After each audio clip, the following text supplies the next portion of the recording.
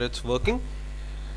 So good evening to all of you, and today we'll be talking about we'll be continuing our topic of electricity. जितना हम कर चुके हैं आज उसके आगे का पार्ट करेंगे. So देखते हैं आज हम कौन सी चीज़ों से शुरू करेंगे. So पहली चीज़ जो हम आज पढ़ेंगे that is factors affecting the resistance of a conductor. उसके बाद रेजिस्टिविटी क्या होती है, कॉम्बिनेशन ऑफ रेजिस्टर्स क्या होता है, रेजिस्टर्स हम सीरीज में लगा के देखेंगे और रेजिस्टर्स को हम पैरेलल में लगा के देखेंगे. ये कुछ टॉपिक्स हैं जो आज हम कवर करेंगे सारे. तो पहले टॉपिक की ओर बढ़ते हैं. The factors affecting the resistance of a conductor and they are length of the conductor, conductor की length, area of cross section of the conductor, conductor का cross sectional area, nature of material of the conductor कि जो conductor है वो किस material से बना है. चौथा और आखिरी है टेम्परेचर ऑफ द कंडक्टर कि किस टेम्परेचर पे या आपके कंडक्टर का टेम्परेचर क्या है. So these are the 4 factors जो डिसाइड करते हैं कि रेजिस्टेंस कितनी होगी. तो पहले फैक्टर की ओर बढ़ते हैं, effect of length of the conductor. अब जो हमारी रेजिस्टेंस है वो कंडक्टर की लेंथ से डायरेक्टली प्रोपोर्शनल है. तो ये तो रही साइंटिफिक भाषा में इसका मतलब that resistance of a conductor is directly proportional to the length of the conductor. अब इसका अर्थ क्या है, इसका मतलब क्या है, that is when the length of the wire is doubled. अगर हम वायर की लेंथ डबल कर देते हैं तो रेजिस्टेंस भी क्या हो जाती है, डबल हो जाती है. अगर लेंथ हम 4 टाइम्स करेंगे कंडक्टर की तो रेजिस्टेंस भी क्या 4 टाइम्स हो जाएगी. और similarly if the length of the wire is halved, अगर वायर की लेंथ को हम हाफ कर देते हैं, वायर को काट के आधा कर देते हैं, तो उसकी रेजिस्टेंस भी क्या हो जाएगी, आधी हो जाएगी. इसको दूसरे शब्दों में हम ऐसे कह सकते हैं that as the resistance as the length increases, जैसे जैसे हमारी लेंथ इंक्रीज होगी, लेंथ के इंक्रीज होने से हमारा रेजिस्टेंस भी क्या करेगा, इंक्रीज करेगा. और जैसे हमारी लेंथ क्या होगी, डिक्रीज होगी, our resistance will also decrease. तो इस चीज को मद्देनजर रखते हुए, इस चीज को समझते हुए हम ये कंक्लूजन पे आ सकते हैं दैट अ लॉन्ग वायर, एक लंबी तार और एक छोटी तार जो सेम मटेरियल से बनी है, जिनका क्रॉस सेक्शनल एरिया सेम है, तो उनकी रेजिस्टेंस किसकी ज़्यादा होगी, लॉन्ग वायर की ज़्यादा होगी, और शॉर्ट वायर की रेजिस्टेंस क्या होगी, कम होगी. जैसे कि हमने लास्ट लेक्चर में कवर किया है, रेजिस्टेंस क्या होती है, obstruction to the flow of electrons.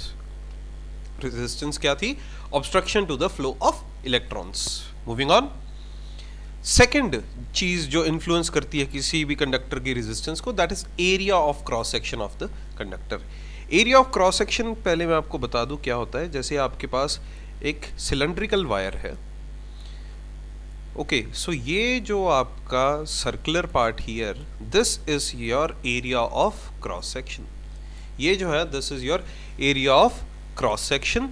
और इससे हमारी उसको क्या फर्क पड़ता है, let's C.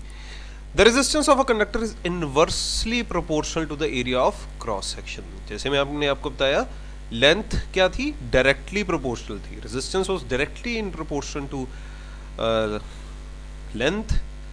In case of area, it is inversely proportional to the resistance. तो क्या होता है, that is when the area of cross section of a wire is doubled. जब हम area of cross section double कर देते हैं, यानी 2 हमने पतली वायर्स ली और उनको जोड़ के एक मोटी वायर बना दी, तो क्या होगा, then resistance gets halved. तो रेजिस्टेंस क्या हो जाएगी, आधी हो जाएगी.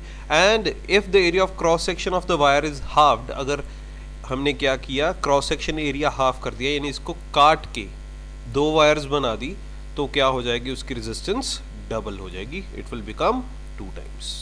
आई होप दिस इज क्लियर. एक बार फिर से लेट्स रिपीट. क्या होता है, रेजिस्टेंस जो है वो एरिया के इनवर्सली प्रोपोर्शनल है. इनवर्सली प्रोपोर्शनल से मतलब है अगर एरिया बढ़ेगा तो रेजिस्टेंस क्या होगी, कम होगी. अगर एरिया कम होगा तो रेजिस्टेंस क्या होगी, इंक्रीज होगी. आइए देखते हैं. If area decreases then resistance increases. जैसे कि आप देख सकते हैं, एक पतली वायर है हमारे पास जिसका ये क्रॉस सेक्शनल एरिया लेट्स से A1 कम है किससे, A2 से. अब A1 से इलेक्ट्रॉन्स को जाने के लिए कम जगह है, less pathway for electron to pass through, where as in A2 जहाँ पे हमारे पास एरिया ऑफ क्रॉस सेक्शन ज़्यादा है, तो ज़्यादा जगह है हमारे इलेक्ट्रॉन्स के पास मूव करने के लिए। सो एरिया जैसे बढ़ता है तो रेजिस्टेंस क्या होती है, कम होती है। और वी कैन से, या हम ये भी कह सकते हैं कि thick wire has less resistance, मोटी तार की रेजिस्टेंस क्या होती है, कम होती है, और एक पतली वायर की रेजिस्टेंस क्या होती है, ज़्यादा होती है, प्रोवाइडेड, ये कंडीशन ज़रूरी है कि सेम मटेरियल हो। ऐसा ना हो कि आप दो अनलाइक चीज़ों को कंपेयर करेंगे, आप सेम मटेरियल की वायर, उनके आप लेंथ सेम लेंगे, आप एक पैरामीटर को अलग कर देंगे, that is their thickness, that is their area of cross section. Moving on, third point जो है हमारे पास, effect of nature of material of the conductor.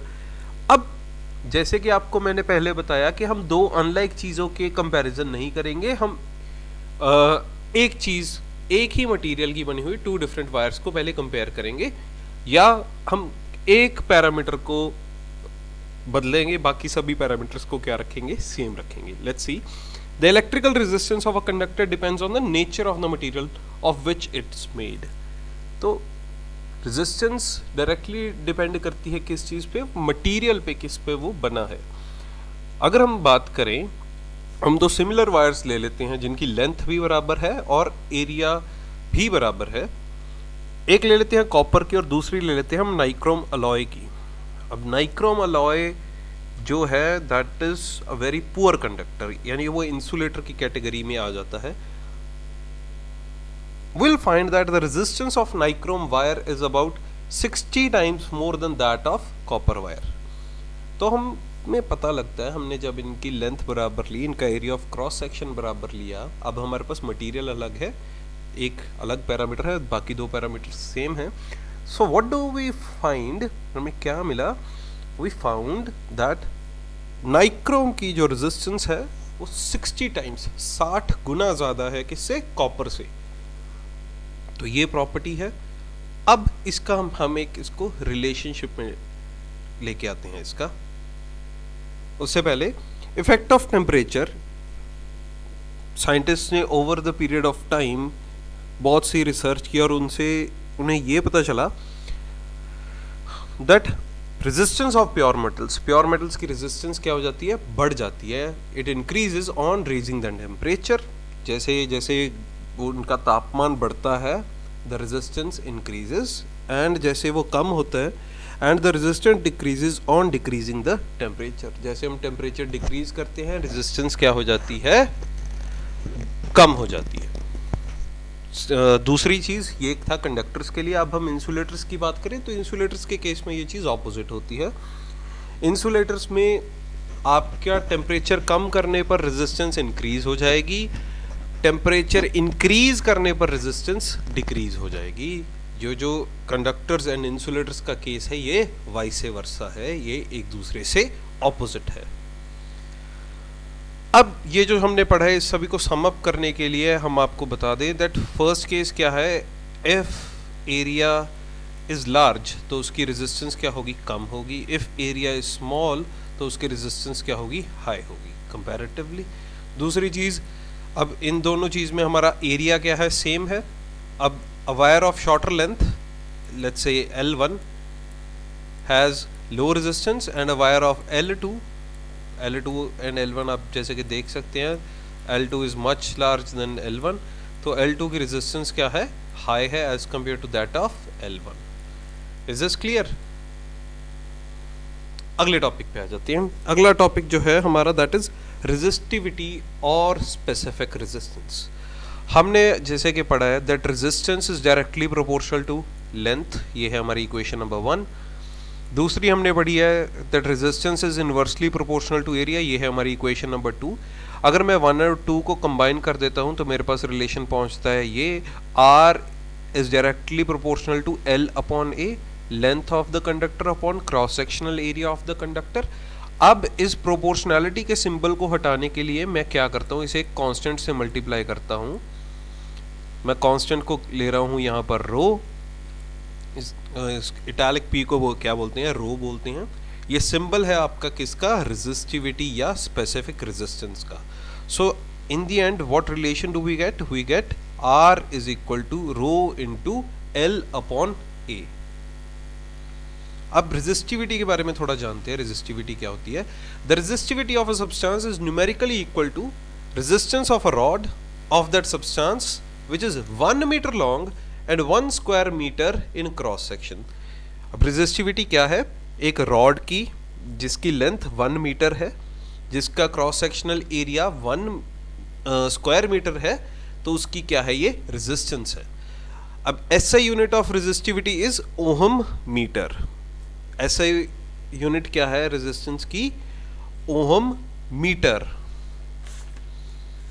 I guess थोड़ा सा इशू है, it's ohm per metre. Okay, resistivity की SI unit बिल्कुल ठीक ओहम मीटर है और इसको हम डिनोट करते हैं ओहम, ओमेगा एंड मीटर से. इन दोनों को इकट्ठा यूज करके this is how we denote it. The resistivity of a substance does not depend on its thickness और लेंथ. ये ना तो लेंथ पे डिपेंड करती है ना थिकनेस पे डिपेंड करती है. क्यों? It is the property of material. It depends on the nature of the substance and temperature. Temperature पे भी क्या करती है? ये डिपेंड करती है.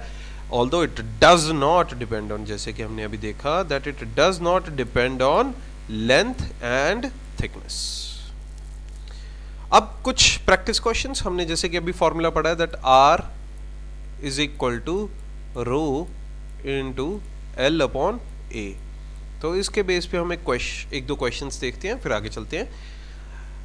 Resistance R is equal to rho into L upon A when the diameter of a wire is doubled. अब हमने डायमीटर क्या था? पहले हमारे पास लेट्स से एरिया A1 था, अब हमारे पास एरिया क्या है? New area, let's say this was our initial area A1, अब न्यू एरिया A2 क्या है? That is 2 times A1. ठीक है. When the diameter of a wire is doubled, its resistance becomes, तो रेजिस्टेंस क्या होगी? अब एक चीज आपने ध्यान से देखनी है यहाँ पर, ये जो एरिया 2 होगा दैट वुड बिकम 4 टाइम्स, क्योंकि हमें पता है एक सर्कल का एरिया क्या होता है? Pi r square. Pi r square. Diameter क्या कर दिया? डबल कर दिया. पहले के इसमें क्या था वो? Let's say pi D square by 4. Same formula, nothing new. अब यहाँ पे न्यू डायमीटर क्या आ गया? डी से हमने क्या कर दिया? 2d कर दिया. So when I substitute this in the formula, what do I get? New area as pi D square. 2d का क्या बन गया? 2 इंटू 2 4 अपॉन 4 तो है ही. So area becomes 4 times of the initial value. तो हम हमारे पास न्यू एरिया क्या आ गया? 4 times that of A1, right. Its resistance becomes, अब एरिया हमारा क्या हो गया था? पहले तो एरिया था 1/4, अब न्यू एरिया क्या है? 4 टाइम्स. तो रेजिस्टेंस क्या हो जाएगी? The resistance would become, yes I am waiting, the resistance would become 1/4. जैसे कि हमने पढ़ा है, आप जब किसी कंडक्टर का एरिया इंक्रीज करोगे तो उसकी रेजिस्टेंस क्या होगी? डिक्रीज होगी. बट वो डबल करने पर 1/4 क्यों हुई है? That is I hope clear to everyone from this very explanation. ठीक है, नेक्स्ट क्वेश्चन पे आ जाते हैं. If the area of cross section of resistance wire is halved. अब इस केस में इन्होंने क्या किया है? क्रॉस सेक्शनल एरिया क्या किया है? हाफ किया है. आप पिछली स्लाइड से देखिए, ये फॉर्मूला तो लगेगा ही लगेगा. और दूसरी चीज जो आपको ध्यान में रखनी है दैट एरिया क्या होता है? पाई डी स्क्वायर बाय 4 या पाई आर स्क्वायर. अब resistance is inversely proportional to area. इन्होंने किस चीज़ की बात की है? एरिया की ही बात की है सीधा. इन्होंने कोई डायमीटर या रेजिस्टेंस की बात नहीं की. So if I know that my resistance is inversely proportional to area, यहाँ पे एरिया की बात की है. अब एरिया इन्होंने क्या कर दिया? न्यू एरिया 1/2 टाइम्स कर दिया. तो रेजिस्टेंस क्या हो जाएगी? ये 2 ऊपर जाएगा, it will become double. So the answer would be then its resistance becomes 2 times. Had it been, अगर यहाँ पर in case इन्होंने एरिया की जगह रेजिस्टेंस या डायमीटर दिया होता, सो हमारा क्वेश्चन चेंज हो जाता. Then the answer would have been 4 times. ठीक है, I hope this is clear to everyone. जो भी जितना भी हमने आज किया है अभी तक, ये 4 फैक्टर्स रेजिस्टेंस के, that is number 1 was length of the conductor, second was area of cross section of the conductor, third being nature of the material of the conductor, fourth temperature of the conductor. length of the conductor हमने इस सभी से हमने एक relation निकाला that R is R is equal to rho into L upon A. ठीक है, I hope this is clear to everyone now. चलो आगे देखते हैं. अब ये जो फोटो आपके सामने स्क्रीन पर है ये रेजिस्टर्स हैं. रेजिस्टर्स जो एक्चुअल लाइफ में हम यूज़ करते हैं, इन पे आप देख सकते होंगे बहुत से कलरफुल बैंड्स हैं, जैसे ये orange, purple, yellow, black and दस गोल्डन. ये सारे बैंड्स बताते हैं कि इनकी रेजिस्टेंस क्या है. ये सभी रेजिस्टर्स की डिफरेंट रेजिस्टेंस वैल्यूज़ हैं. Based on the colour coding, ये कलरफुल बैंड्स की मदद से हमें पता चल जाता है कि किस चीज़ की रेजिस्टेंस कितनी है. कॉम्बिनेशन ऑफ रेजिस्टेंसेस और रेजिस्टर्स. अब ये जो रेजिस्टर्स हमने लास्ट इमेज में देखे, इनको हम जोड़ कैसे सकते हैं. The resistors can be combined in two ways, in series और इन पैरेलल. इनको या तो हम सीरीज में लगा सकते हैं और या तो हम इनको पैरेलल में लगा सकते हैं. हमने पहले भी लेक्चर्स में कई में देखा है कि सीरीज क्या होता है, पैरेलल क्या होता है. I had been telling you कि जल्दी ही हम इसको करेंगे. And here we are. Series connection क्या होता है. व्हेन टू और मोर resistors are connected end to end consecutively, they are said to be connected in series. जैसे कि आप इस इमेज से देख सकते हो, ये रहा हमारा R1, ये रहा रेजिस्टेंस 2, ये रहा रेजिस्टेंस 3 एंड ये रहा रेजिस्टेंस 4. इसका एक एंड यहाँ पे बैटरी के नेगेटिव टर्मिनल से लगा हुआ है. रेजिस्टेंस 1 का दूसरा एंड रेजिस्टेंस 2 के पहले एंड से लगा हुआ, यानी ये दोनों आपस में यहाँ पे क्या है, जॉइंट है. R2 R3 से जॉइंट है, R4 R3 से जॉइंट है, और ऐसे ही ये सीरीज चलती रहती है. एंड टू एंड जॉइंट है, इसे हम क्या कहते हैं, सीरीज कनेक्शन कहते हैं. एक और बात जो मैं आज आपको बता देना चाहता हूं, अब करंट हमें पता है पॉजिटिव टर्मिनल से चलेगा, जा रहा है जी वायर्स से थ्रू. अब ये R4 में गया, R3 में गया, R2 से गया, R1 से गया, और फिर हमारा कहाँ पर, नेगेटिव टर्मिनल पे वापस आ गया. सो इन सीरीज सर्किट क्या होगा, हमारा जो करंट है I, वो सारे सर्किट में क्या रहेगा, सेम रहेगा. ये चीज़ आपने ध्यान रख लेनी है, इस चीज़ को आपने समझ लेना अच्छे से.